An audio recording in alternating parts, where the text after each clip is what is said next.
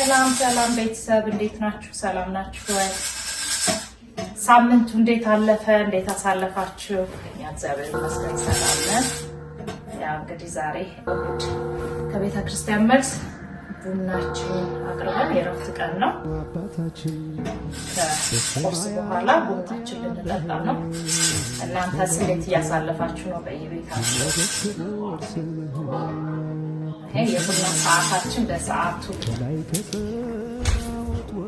ለንቃት ቡና ለውበት ደግሞ ስኪንኬር እንደዚህ ቅርብ ብሎ ምናምን ተጎዛብቶ ሲቀርብ ደስ ይለኛል። እንደዛ እንደዚህ ጉዝጉዝ ብሎ ብሎ ምናምን ያው እንደዚህ ሁኛ አይደለም ቤተክርስቲያን የሄድኩት፣ ግን ለቡና ደስ ይላል። እንደዚህ ካለባበስ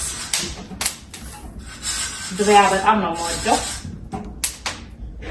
ከድሮ ለብሳለሁ ድሪያ ሽቲ የባህል ልብስ በጣም ተጠቃሚ ነው። ሴሪሞኒያችን ደስ ይላል ያምራል።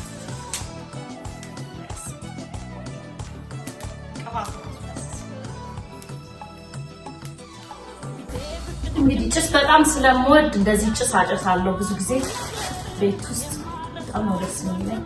ቡና ሲፈላ ጭስ በጣም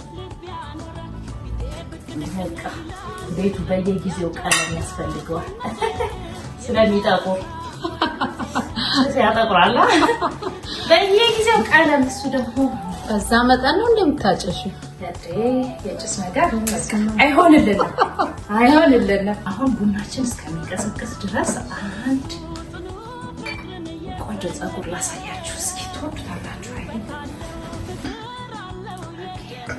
ለምን ሴት ቆረሰች እንዳትሉኝ፣ አባወራው ለስራ ወጥተው ነው።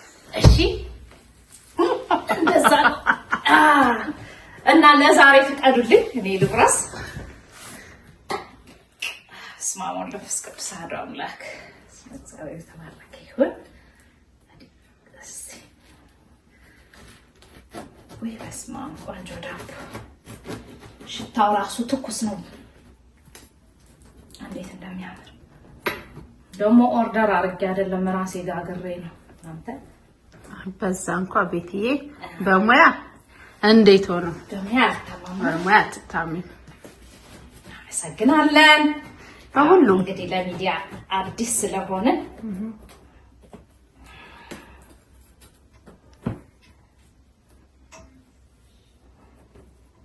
እስኪ ከመሀሉ ጀምር።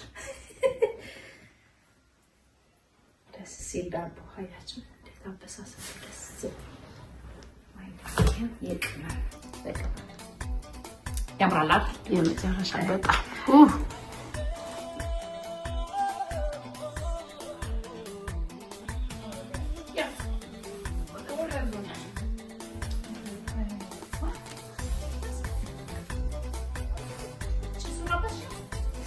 ራችን ደርሷል።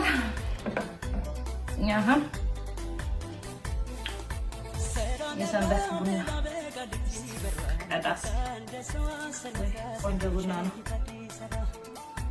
የዶሮ አይን የመሰለ ይባላል። በሀገራችን ደግሞ የፈረስ ጭራ ይላሉ። የፈረስ ጭራ ሞር የዶሮ አይን ይገልጸዋል በደንብ። የሚገርም ነው። የዶሮ አይን ቡና መልክ ነው ያለው ማለት ነው። ስኳር ተጠቃሚዎች አይደለንም። ቆንጆ ቡና ይሄው። እስኪ ቡናችን